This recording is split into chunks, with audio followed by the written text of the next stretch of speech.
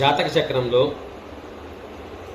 ఒకరికి financial benefits ఎప్పుడు వస్తుంది అనే విశ్లేషణ జాతకానికి వస్తే, మీ యొక్క జాతక చక్రంలో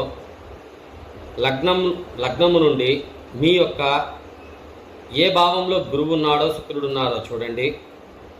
ఆ భావంలో ఉన్న గురువుకి శుక్రుడి దగ్గరికి గోచారంలో ఉన్న గురువు వచ్చినా మీకు ఫైనాన్షియల్ బెనిఫిట్స్ అనేది ఏర్పడతాయి.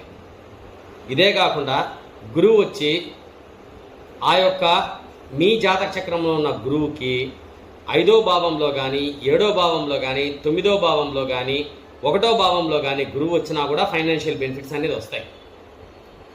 ఈ యొక్క ఫైనాన్షియల్ బెనిఫిట్స్ ఎంతవరకు వస్తాయి అంటే, ఆకస్మిక ధనలాభం ఎలా వస్తుందంటే మీ జాతక చక్రంలో ఉన్నటువంటి కర్మను ఉద్దేశించి వస్తుంది.